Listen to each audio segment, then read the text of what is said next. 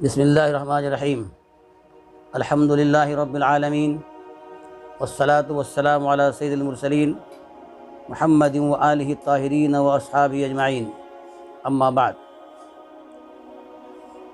سورہ بقرہ سے ہم اپنی گفتگو کا آغاز کرنا چاہتے ہیں۔ پہلے سورہ بقرہ کا تعارف کرا دینا مناسب معلوم ہوتا ہے۔ سورہ بقرہ پوری کی پوری مدینہ منورہ میں نازل ہوئی، اس لیے مدنی صورت ہے۔ مکی اور مدنی صورتوں میں واضح فرق پایا جاتا ہے۔ مکے میں صرف دو ہی فریق تھے، پکے سچے مسلمان اور پکے کافر و مشرک۔ مدینے میں جب اللہ کے رسول صلی اللہ علیہ وسلم تشریف لائے تو وہاں دو فریق کا مزید اضافہ ہو گیا۔ منافقین کا گروہ سامنے آیا ایک، اور یہودیوں کا فرقہ وہ تو پہلے سے تھا وہاں پر موجود۔ تو اسی لیے مدنی صورتوں کے اندر منافقین کا تذکرہ ملتا ہے، یہودیوں کا تذکرہ ملتا ہے، اور یہودیوں کو اسلام کی دعوت دی گئی ہے، اور منافقوں کے یہودیوں کے حالات بیان کیے گئے ہیں، ان کی ساری شور مکاریوں کا ذکر کیا گیا ہے۔ مکے میں اللہ تعالیٰ کا مقصود یہ تھا کہ وہاں چونکہ پہلے لوگ ایمان لائے تھے تو ان کے عقائد کو مضبوط کرنا ضروری تھا، تو اسی لیے اللہ تبارک و تعالیٰ نے وہاں ان آیتوں کو نازل فرمایا جن میں عقائد سے متعلق باتیں بیان کی گئی ہیں، جیسے توحید، رسالت، آخرت، جنت، دوزخ، حشر و نشر، تقدیر وغیرہ کے احکامات وغیرہ چیزیں، عقائد کی باتیں کثرت سے مدنی صورتوں مکی صورتوں میں ملتی ہیں۔ مدینے میں مسلمانوں کا ایک معاشرہ قائم ہو چکا تھا، اس لیے معاشرے کی اصلاح اور معاشرے کو صحیح بنانے کے لیے، اچھا معاشرہ تشکیل دینے کے لیے کچھ احکامات کی ضرورت تھی۔ تو اسی لیے مدنی صورتوں میں احکامات کثرت سے نازل ہوئی۔ نماز، روزہ، حج، زکوٰۃ، سود کی حرمت اور شراب کی حرمت، اور اس طرح سے بہت سارے احکامات نازل ہوئے جو مکے میں نازل نہیں ہوئے تھے۔ قتل و قتال کے احکامات، قصاص کے احکامات، شہادت کے احکامات وغیرہ سب انہی مدنی صورتوں میں نازل ہوئی، اور نکاح و طلاق و وراثت سے متعلق احکامات بھی مدنی صورتوں میں آئے۔ تو سورہ بقرہ جو مدینے میں نازل ہوئی، بنیادی طور پر اس کے دو مضامین ہیں۔ نمبر ایک، یہودیوں کو دعوت اسلام، اور نمبر دو، مسلمانوں کے لیے احکامات کا بیان۔ یہودی جو حضرت یعقوب علیہ السلام کے 12 بیٹوں کی اولاد ہیں، دنیا کے انتہائی سنگ دل، سفاک، نافرمان، احسان ناشناس، مال و جاہ اور زندگی کے حریص، ضدی، ہر دھرم، متعصب، مغرور اور نسل پرست لوگ ہیں۔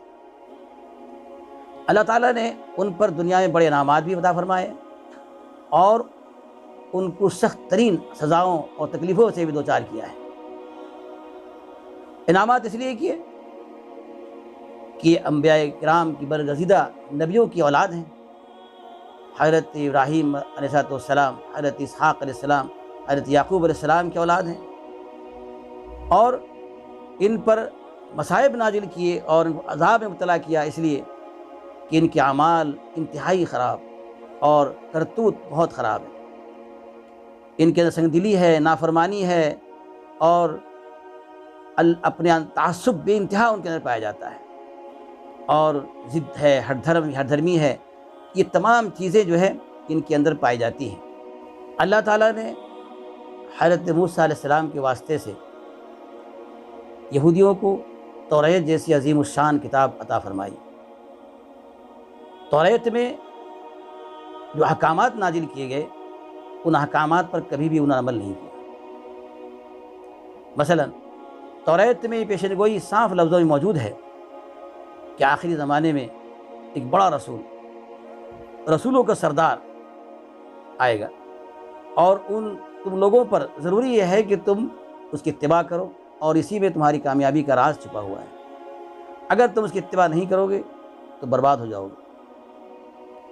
اور بتایا جاتا ہے کہ مدینے میں، خیبر میں اور فدق میں بہت سارے یہودی خاندان آ کر آباد ہو گئے تھے، تو ان کا مقصد اور اسی مقصد کے تحت وہ آئے تھے کہ اس رسول کو تلاش کریں گے، اس لیے کہ جو پیشن گوئیوں میں جو علامتیں بتائی گئی تھیں، وہ علامتیں ان کو مدینہ اور خیبر وغیرہ میں نظر آ رہی تھی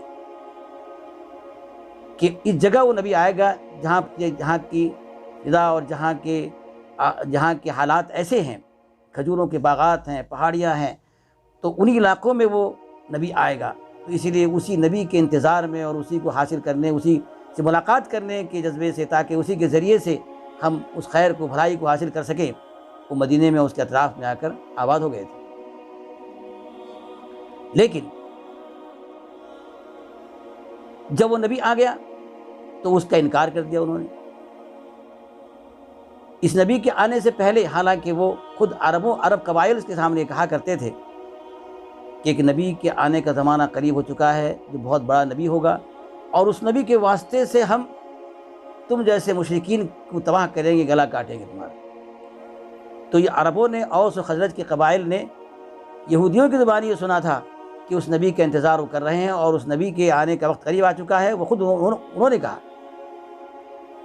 لیکن جب وہ نبی و رسول مدینے میں آیا تو ان یہودیوں نے ایمان لانے سے انکار کر دیا۔ کیوں کیا انکار؟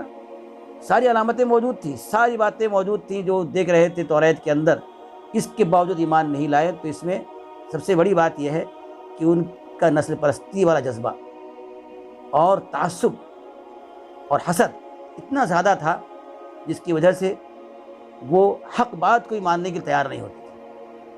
وہ یہ سمجھتے تھے کہ وہ نبی و رسول جو آئے گا وہ ہمارے خاندان میں سے ہوگا، یہودی خاندان میں سے ہوگا۔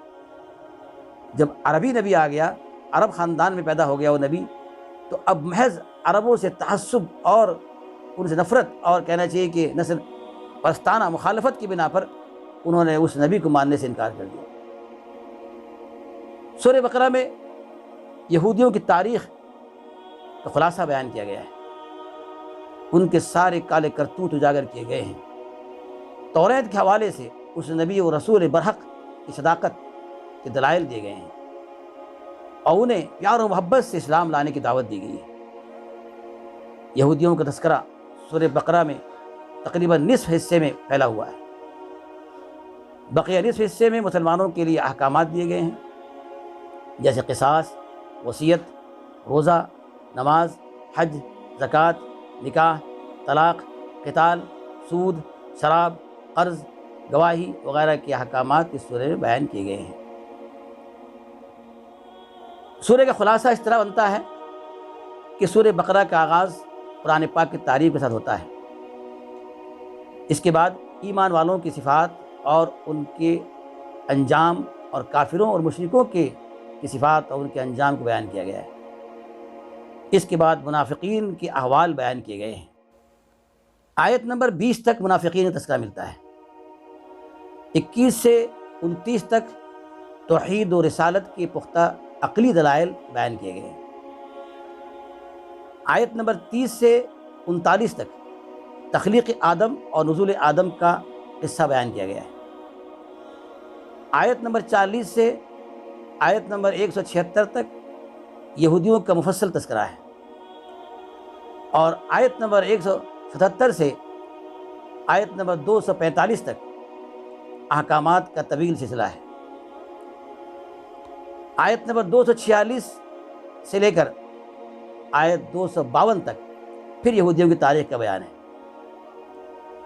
آیت نمبر 253 سے 263 تک ایمانیات اور عقائد سے متعلق اہم باتوں کا بیان ہے۔ آیت نمبر 261 سے 274 تک مسلمانوں کو مال خرچ کرنے کی رغبت دلائی گئی ہے۔ آیت نمبر 275 سے 283 تک پھر احکامات کا ایک سلسلہ ہے۔